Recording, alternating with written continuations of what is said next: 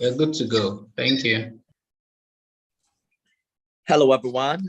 Thank you for joining us again on the Thinking Reimagined podcast. I am Nifemi Oguntoye. On this episode, we're talking about security and safety in uncertain times.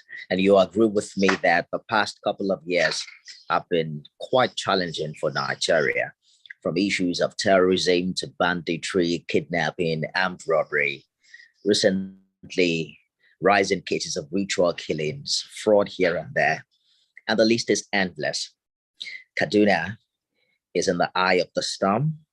The recent weeks, the Abuja Kaduna train rather was attacked by a group of terrorists. Over 100 people were told are still missing, and it's been a troubling challenge for many concerned Nigerians, particularly when you consider the impact that is having, not only on security of lives and property, but also on the economy of the people. So it's important that we begin to talk about safety precautions at times like this. And that's why we're joined by someone who should know. We're joined on this particular podcast by Shaibu Danjuma, who is a graduate of mass communication from the University of Maiduguri in Borno State. He's a security expert with military background, specifically Nigerian Army, participating in UN peacekeeping operation in Darfur, South Sudan. He's also got years of experience in humanitarian security in the Northeast, North Central, Northwest, and corporate security in the Southwest. I'd like to begin by asking Dr. Amma how safe she feels in the Nigeria of today. Nifemi, that's an interesting question to ask at this point in time. But, I'm glad to be here today because when I think of safety and security, as you've mentioned, there's so many elements to it. We're talking about the physical, we're talking about the financial, we're talking about online, we're talking about mental. The list goes on. And I know that you have made reference to Nigeria specifically, but because we're a global podcast, we have to look around the world. There is so much uncertainty in the world. We're still learning to live with COVID, and that in itself was a health security. But we've managed to, overcome the first 2 years. Now we're living with it and restrictions have been taken, but we still have to be cautious. We still need to remember to put on our mask when we think we're in overcrowded places. We still need to use prophylaxis if we can. So security is such a broad subject, but for today, I think that it's wonderful to have Shuaibu joining us as we look at some of the more delicate areas right now, the physical, the financial, the online, the mental, which also spills into all of the places and things that we're talking about. I mean, even the war in, is it a war and an invasion? Ukraine's invasion, it's affecting us in many ways, yet there's a distance. So really the cosmos in which we live in it's just getting smaller and smaller, and we have to be aware and attentive to what's going on around us because we don't live in a silo. It's a global world. But I'm so glad that this is the topic for today. And I'm looking forward to, not just talking about them, but really talking about the solutions, because we're a solutions-based podcast where the issues are put to the forefront, but we want to think about the solutions or the things that people should be thinking about as they continue to exist in this ecosystem. So welcome, Shuaibu. Absolutely. I think you're muted, Shuaibu.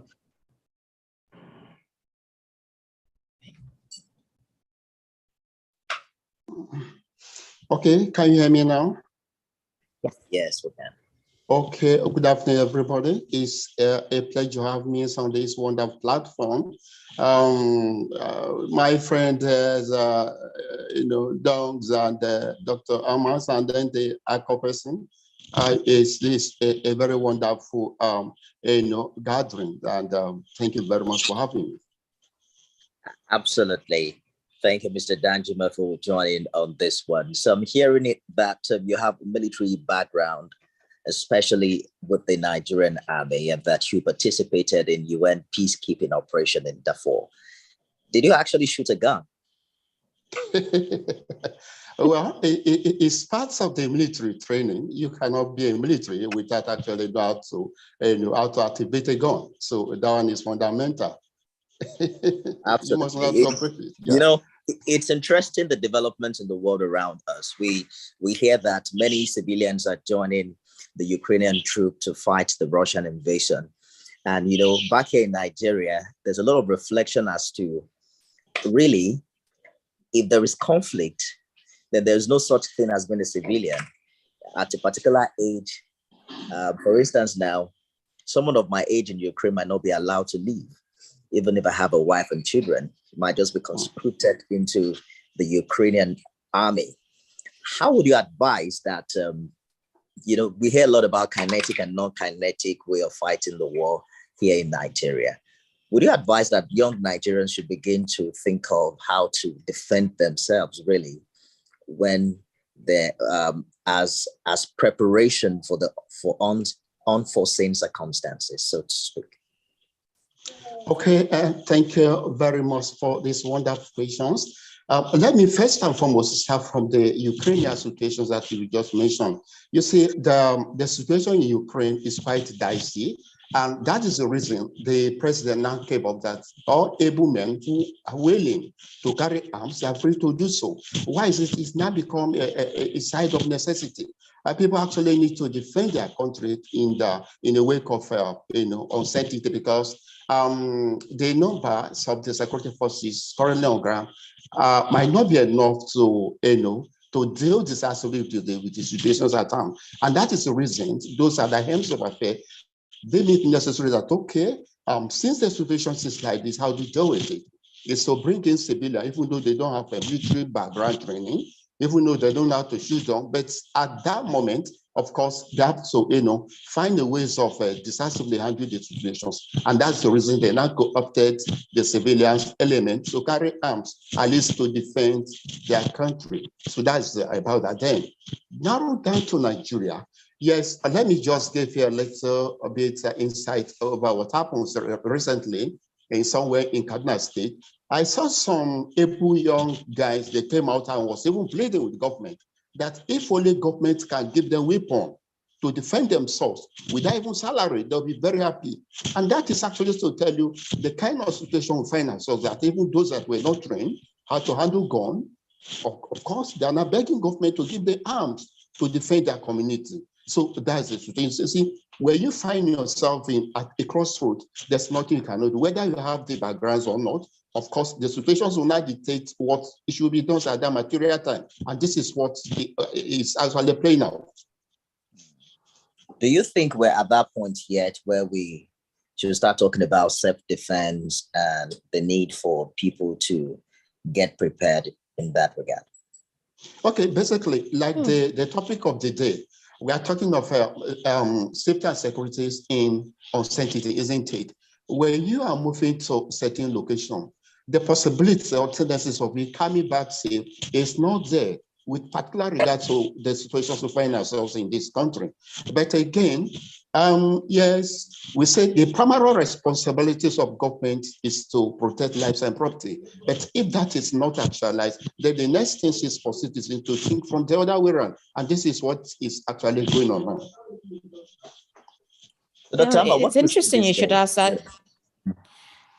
Sorry, can you hear me? It's interesting you should ask that question, because I think that all of us should take some responsibility to understand and learn self-defense of some sort, because at any time, hello, darling, at any time, you may have to defend yourself. We're talking about the larger platform of war and terrorism, but even in your daily life, there's a level of self-defense that you should know and understand. So you're aware of your surrounding, so you know how to react to somebody should attack you. That is very important. I'm not advocating for people slapping, punching or not. No, I'm saying learn self-defense, learn and understand how to protect yourself, whether physically, whether online, particularly in the age in which everyone is on a digital platform. We're literally watching the invasion of Ukraine on our phones, on television.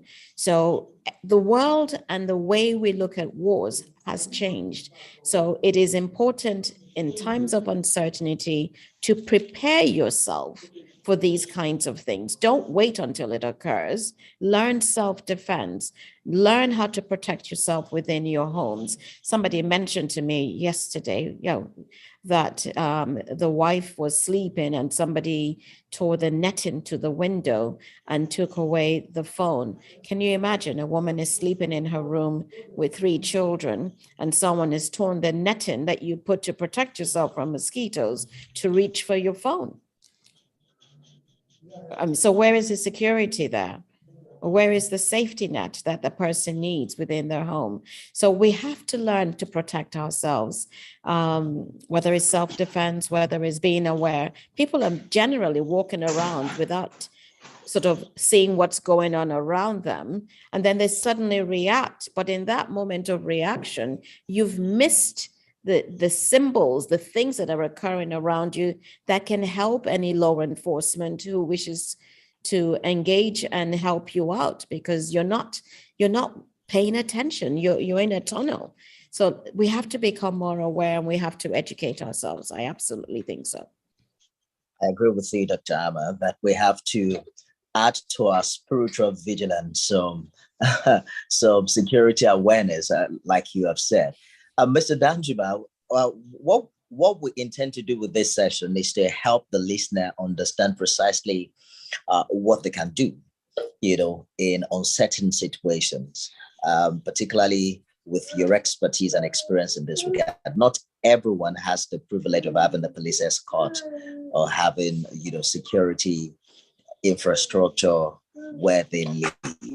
And there are a lot of security advisories that are now being shared on social media platforms about what you need to do. I heard someone say, don't go out at night.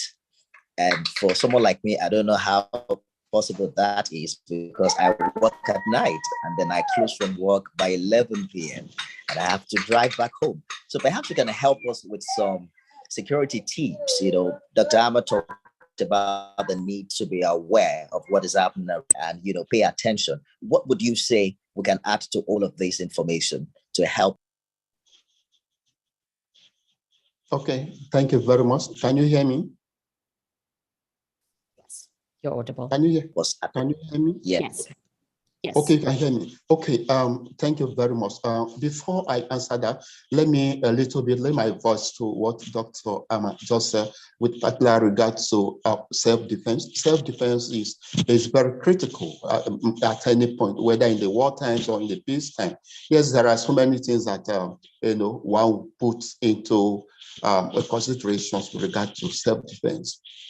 When you are in your house, there are certain things you need to take into cognizance, because moving out, in and out of your house, you don't know who loves you and who hates you. So for that reasons, you need to develop some self-protection. What are some of these protection? Yes, I'm going to the market.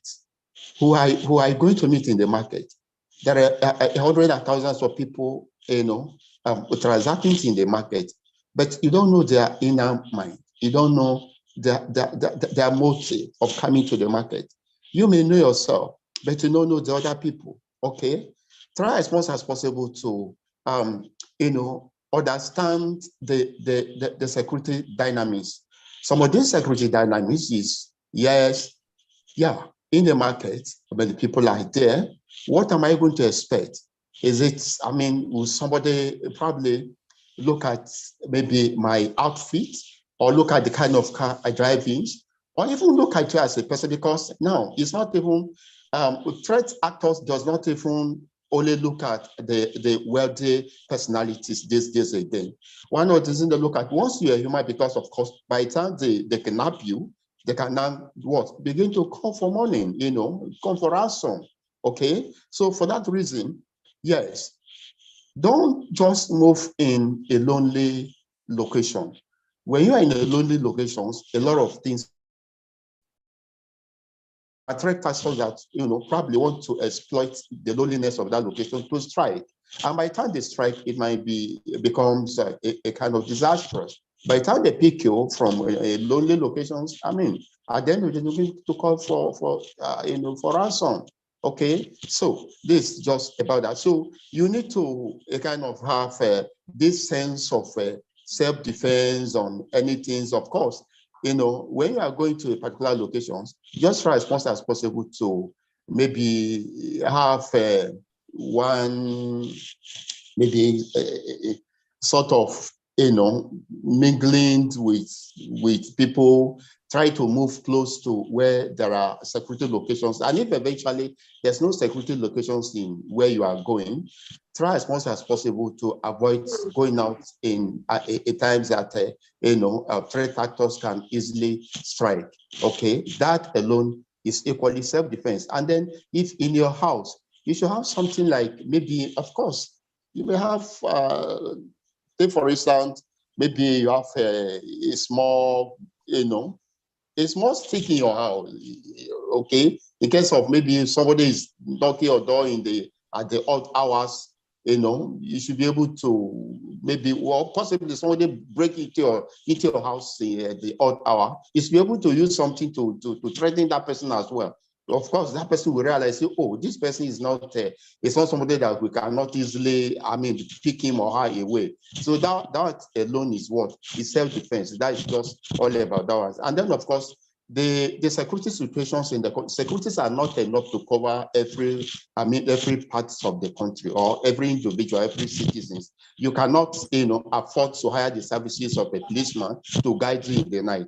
But rather, you improvise. What are some of these techniques? In some community, you see they have a vigilante in their houses, okay, or in the community. Of course, they task themselves to pay some tokens, at least to support some of these vigilante. The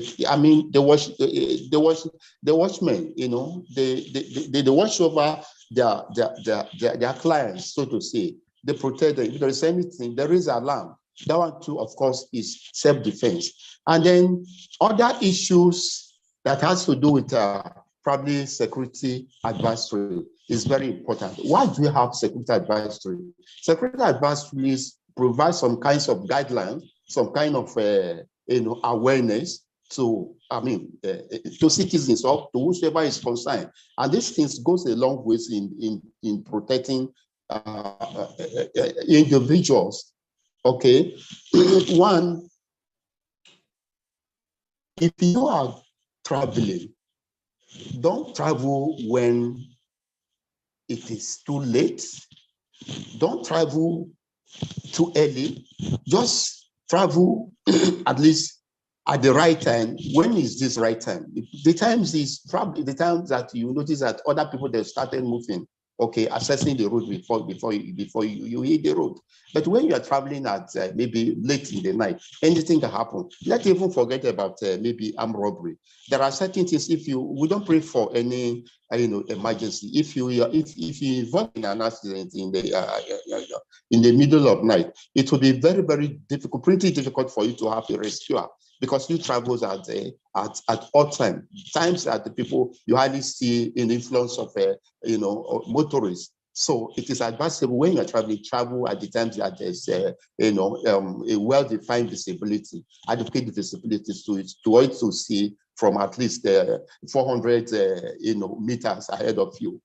In other situations whereby you are traveling and there's poor visibility, darkness, anything can happen. And then, of course, come to think of it, threat actors always exploit darkness. Okay, once it is that is when you see robbers operating, more than the daytime. Though these days you see robbers operating in the daytime, but of course the magnitude is less than when you are traveling in the night.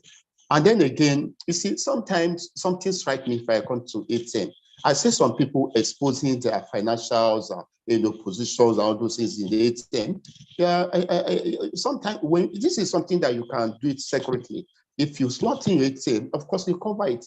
And if you collect your money or withdraw your money, put it secretly without so that other people to see that you collected money. But I've seen that more often than not. People try to probably impressing the next person that yes, they have enough money in their accounts and all those things. So those things portend threat. It brings about threat. The people will be watching you. And then, of course, as I said, you don't know who likes you. Of course, you come to the bank to withdraw money. Other people as well came to the bank to withdraw money. You don't know. Sometimes you see some people withdraw just 500 naira, some 1,000, and then you are withdrawn up to 50,000, 100,000. And then one thing again that even strike me most is the fact that some people will just, if they are in the ATM, they'll just write a kind of, took over everything. They'll not allow other people to withdraw more, and they'll be withdrawn huge amount of money. Other people might even kind of doing that. It might even strike attention to attack you. That is one. Another thing is, yes, we should try as much as possible to maintain low visibility. Yes, all figures are not equal. Some of us, some of us were born with gold spoons in our mouths, and others are from poor backgrounds and all those things. So we should not try to. We should try as much as possible to reduce our level of exposure, because all those threat factors, it is when you expose yourself that somebody will now begin to read minutes. So this one is from a wealthy background and all those things. So by so doing, they can plan anything against you. They can attack you. Okay, and then of course, yes, it is our tradition in Africa, so particularly in Nigeria, yes, the question, you see people spreading money, that is where you see the timbers and calibers and all those things. So people are watching, as you are demonstrating, as you are exposing your financial muscles, your financial positions, spreading money and all those things. So we should try as much as possible to minimize this. It will not help us, particularly the present condition with financials in this country. Insecurity everywhere and all those things. Some people, sometimes in an occasion, you probably see some people coming to an occasion. It's not just to see how the occasion should be conducted, but just to monitor, assess, and evaluate those that has money, those that is money, So all those things we should try as much as possible to reduce it in the public places. And then other thing again, in a community, one should equally try as much as possible to vote. Don't just do things in isolation. We know that sometimes when you expose yourself, people know that this one is this. But again, one should try as possible to ensure that you have one or two friends in the community, because sometimes if you don't have friends, if an incident is going on, nobody will tell you. They'll look at you and say, this one is full of being over ourselves. He doesn't, nego with people. He doesn't associate with people. They will like to, to die in silence. But once you are mingle with people, of course, when certain things is going on, they'll tell you, hey, my brother or my sister, something is going on. Have you heard what is going on? You see, so that one too is part of, self-defense, because they say security GRS is all about cross-fertilizations of ideas, where you not share idea with people, even if there's something that is happening in maybe very close to your neighborhood. Nobody, yes, around you, nobody will tell you. So one should try as much as possible to put that into our planning at home. And then, of course, again, if one is financially buoyant a bit, of course, putting on CCTVs in our houses which equally helps a lot, because sometimes when threat actors are probably operating, maybe if they gain access into your compound, the CCTV camera will be able to monitor who does what, who enters, and all those things. Okay, by so doing, you'll be in the comfort of your room watching the actions that is going on. And then, of course, as that is going on, you can equally get in touch with those that are concerned, at least the security forces, to get their attention. And then another thing again, which is very, very critical to these discussions, is that even though, or even if you are not a security persons or as a citizens of the country, you should have one or two, security friends. Okay, like in your community where you are living, you should have a DPO number. You should have at least those that are concerned, those that maintain safety and security in your environment, so that in a time of probably any incident, those one can easily come to your aid. Like the CCTV camera I've just mentioned. By the time you discover, so people, the threat actors are probably trying to break into your house, and then you are watching them through your CCTV camera, you can equally give, a very clear, vivid account to security forces that will probably come to your rescue. But once you don't have this, yes, there's no way you can, get across to some of these, security forces. And again, it is also very, very important if you can have, dog. Dogs are friendly, are human, they are friendly with humans. Okay, sometimes it's not just only friendliness or friendliness of keeping dogs. Again, they serve as security in a house. Okay, they serve as security. They serve as a protections. Okay, in our houses. So in the night, sometimes probably when you are sleeping and you hear a dog bark, you know that probably somebody must have infiltrated into your compound. So, Mr. Danjuma, you seem to have a long list. So let me just butt in a bit so that you can have a breather, and then we can soak in quite a number of things that you have said. You have talked about the need not to be isolated in your community. You talked about having friends within the security architecture. You mentioned CCTV. And also, the moment you mentioned, keeping dogs, Dr. Amma smiled, because I know that she has a dog as well. I just don't know how strong your dog is, Dr. Amma, to protect you in the case of an intruder and all of that. But how do you react to all of these things that Mr. Danjuma has talked about? Well, Nifemi, I do have a dog and he is police trained. So with certain commands, if I feel threatened, I can give those commands and he will act. But if you were to meet him, he's incredibly friendly and warm. And he's a sniffer dog, actually. So he can sniff danger, so to speak, and all of those. But that's what I choose to have. I mean, he is part of the household, but at the same time, he does know the commands, and I do know the specific command I can give if I feel my life is threatened. But that I do not share at all.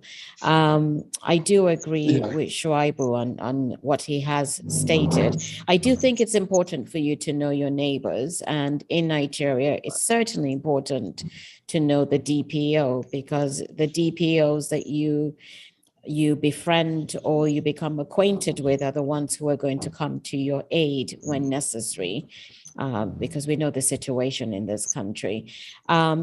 Whilst it's important for you to know your neighbors, you also have to be cautious as to how much you broadcast within your community or within your street. And I've noticed, hopefully it's diminishing, but many people will even announce that they're traveling. You don't tell people you're traveling, because if you're putting it on the internet or you're changing your location, you're literally giving away that you have left your normal home, or you're sharing photographs from your holiday. Well, if you're on holiday, clearly there's no one in your house. So you do need to think about those things, as they are very important. One of the things that we haven't talked about at all is the online and financial, because that's another way that people get defrauded. That's another way that people get violated. But there's not much discussion about that. Yes, when you go to the cash point, you shouldn't be flashing the money and taking out money and, continuously. But how do you protect yourself when cyber crime, we know, is going to become the number one form of insecurity as time goes on? So people committing crimes all from home, from their offices, from wherever they are. And if you don't protect yourself, you can easily fall prey. And that kind of crime sort of sits with you emotionally because you feel so violated when somebody is able to infiltrate your personal finances electronically. Because how do you block it off? And do you even know who the perpetrator is? And very often what happens is you just download something and you're giving them access. Or somebody tells you, oh, you ordered this item, and you don't stop to think, I never ordered anything. Or click and download on this and you will get this, and you do it. And before you know it, they're phishing, they're sending you things. And in the process of you typing in your codes and passwords, that information is going to them. So whilst we're concentrating on physical security, I think we need to think about the online and financial, because that is gaining so much ground globally and even in Nigeria. That's right. I don't know if Shuaibu wants to add something, or you, Femi. Yes. Exactly. Yes. Yes. Can you hear me? Please go ahead. Okay. So what I want to add to that is this, sometimes there are fictitious numbers that some others, hackers do send out. They say, oh, you've won so amount of money, maybe, a very huge amount of money, a transaction that ordinarily you've not applied. So he wants this amount of money. So, and then there's, okay, you call this number, they'll give you a number. So I'm now saying that no, don't call a number, okay? Those ones are just trying to, it's just like a bait. They're just trying to wait to trap you. By the time you call, that's immediately, it will now expose your financial, position to the attackers, and then they will now hack straight to your account. And then another thing again, yes, never you expose your secret financial documents, such as your PIN, your ATM PIN, all the codes that you use in transacting your business. So all those things, these are the ways that, people get you trapped. And then again, you see, sometimes there are some numbers. I'll still continue with a number. They'll send a number. Somebody, we need to be very, very careful, in picking unknown, or fictitious number. Often they're not do, display some of this number that the hackers normally use. Sometimes you see, just 3 digits. At times it could be even more than 3 digits. They'll use it. They say, oh, I'm so person. I'm your bank administrator. You have problem with your bank. Yes, just call this number. We'll help you to rectify some of this problem. Please never you do that. So these are ways that we have, cyber crimes. The extension and expansions of cyber crimes in the society. Yes, so we need to be very, very careful with that. In a nutshell, never click on indiscriminate links that are sent to your social media accounts. It's also one of the very cheap ways of accessing all your accounts. You know that there are people who do no longer have ownership of their handles. They've been taken over by hackers and things like that. Fantastic contribution. We are wrapping up. One of the Dr. Hammer, please go ahead. I think it's vital that we, as we're speaking about all of these and giving solutions, that people become proactive and understand that they have to initiate learning and understanding the different ways that they can have infiltration, whether it's physical or online or digitally.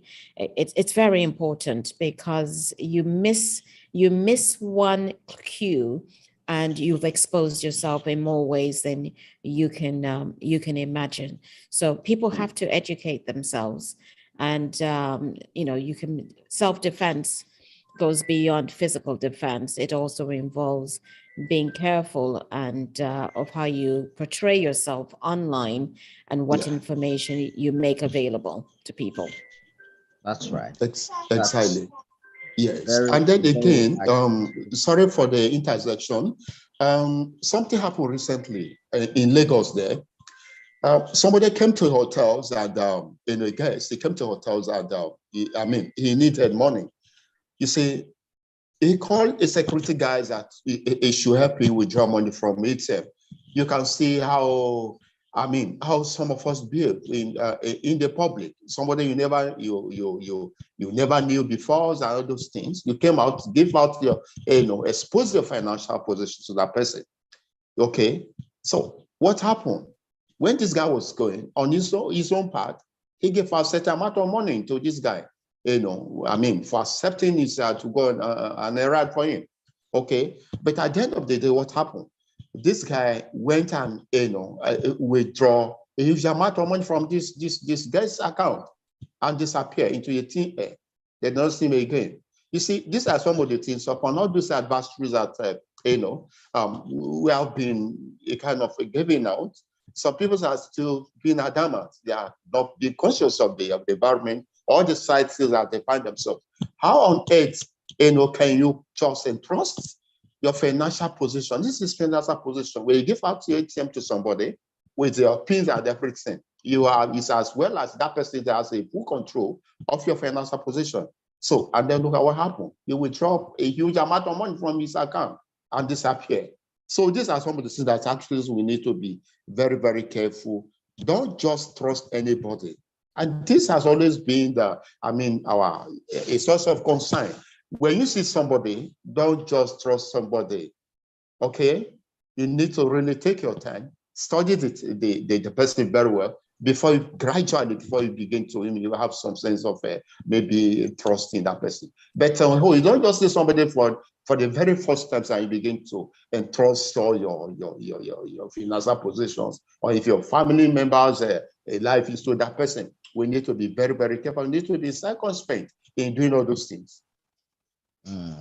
So before we go, Nifemi, yes. I really would like to emphasize the importance of parents keeping and being mindful of what their children are exposed to, because there are many parents who give their children telephones at a very young age without the full understanding that they're perpetrators on the other side who can infiltrate and connect with their children and commit acts on their children electronically. They really, the amount of child pornography that's going on is strangers coming onto phones or gaining the trust of the children and getting these children to become engaged in acts that violate them or having them meet them in places. We have to recognize that we're responsible for protecting our children and educate them on the etiquette of being online and at being part of social media. It's absolutely important. Exactly. That's another issue of safety and security. Yes, my Exactly. dear. I've heard people say that when you're given a child a phone, there's need that you link it to your own account so that you can monitor what is going on in that child's account. So I think the bottom line here is we need to become security smart, security vigilant, particularly right now when there is so much uncertainties. But I won't allow you go yet, Mr. Danjuma, without asking you this very important question. I'd like you to talk to us very briefly about how to relate with gun-wielding security officers, because there's been a lot of stories about, indiscriminate shootings. A policeman stops you on the way, you're arguing with him, he gets angry, he shoots you, especially, you are a military man yourself, and you understand the relationship that your men have with the gun. Do you argue with someone who has a gun, or you just allow them have their way and move on? How do you deal with, all these very many disagreements that take place between the civilian and the gun-wielding officer? Okay, thank you very much. You see, it is really very, very unfortunate for, a secretary. It's not even just only the police, but all secretaries. I'm going to say it's basically for all security professionals. For you to, just a mere provocations or arguments, and press the triggers against, a civilian, it's unprofessional. It's not done. It's not done anyway. It's not practicable. It's unprofessional. It's condemnable. We don't do that. From the beginnings of, let's say security orientation, from the training ground, all those things should be well packaged. Okay, that you don't just press trigger when it's not necessary. With particularly civilian, armless civilians, it's uncalled for. Let me just give you a little bit of background in the military training, just as Riley said. In the military, we have what is called fire discipline. Every military guys or man or personnel has that concept, a well engraved concept into his military trainings, military background. You always maintain this fire discipline. You see, you don't just release shot or you don't just fire when order is not given. So we have that regimentations in the military. And that is the reason the military training is obviously quite different from any other security institutions that you can think of. Okay. Now, in the case of the police, shooting civilians just mere provocations. I think those that the helms of that is the top section of the Nigerian police need to actually redefine the operational strategies, the operational techniques in dealing with civil issues. Okay, yes, of course, this issues it has been happening more often than not, along particularly in the highways, not just maybe where they request for one things and maybe probably the driver refuse or whatever, all those things. So particularly if they say you should stop and you do not stop, then don't fire. It's unprofessional. It's condemnable. And I want to say, without missing words, that the police authorities, they should do something about this. The men should need a kind of reorientation. So I think this is just the most important aspect of this. They need to be reoriented. They should have a constant, sensitizations on how to handle their arms and all that. Because one, they are not there to protect themselves, but they are there to protect the civilians. And if you shoot the person, if you should kill the person you are protecting, of course, you will not do anything. And then the law should take its due course, because you are not just sent there to kill a civilian, but rather you are being sent there to do what? To protect them as they are moving, across the length and breadth of the country. So that one should be something that, yes, of course, I think even National Assembly, of course, they should look into that so that, the cases of insensitive.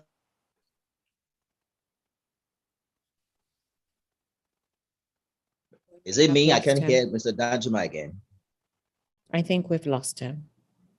All right. So very quickly, there is, what is the ideal, Dr. Amam, as regards what you just mentioned? Okay, Mr. Danjuma is back. You went off for a minute. Are you still there? Oh, okay. Can you hear me now? Yes, we can hear you now. Yes. Okay. Okay, thank you very much. So what I'm saying basically is, at least there should be a legislative actions to deal with that, because as a policeman, protecting civilians is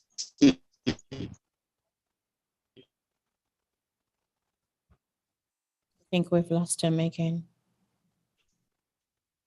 All right, Mr. Danjuma, if you can hear me, I'll just allow a button so we can quickly wrap up this conversation. Well, Go if you ahead, can hear for me. Yes, there is what is ideal. I like your position as regards professionalism within the security outfit, and what you talked about, weapon discipline amongst officers and men. But unfortunately, that hasn't been the situation with those who have been victims of trigger happy policemen and even army officials. Tama, do you agree with the position that perhaps the civilians also might need to adjust in their confrontation with security men, particularly a situation where a person who has been shot now, the best you can get for him is justice, but he's dead. Perhaps if we rewind back a bit, if it was more, if he had understanding of the fact that the guy who's with the gun is perhaps sick in the head, would have just played along and perhaps find a way to preserve his or her life. Tama. Well, Nifemi, I'm going to change the word security men to security personnel because we have seen videos where male and female have not been professional as officers of the law. So unfortunately, and I think we've had this discussion on many occasions, when tempers are flared, the part of your brain that can allow you to make executive decisions, your prefrontal cortex, just goes down, completely shuts down. And so you're just reacting from a place of fear. So you're frightened, you want to be safe, and so you become confrontational. And I do agree with Shoaibu that there needs to be more training for security personnel. But I also believe that overall people need to engage in sensible dialogue that allows them to resolve their conflict, because it's always a conflict of some sort that rises up, and at some point in time, somebody just pulls the trigger. If we can learn to just communicate and to use conflict resolution, we will go much further than reacting, in which case our amygdala is hijacked from anger and stress and frustration and all of these other things.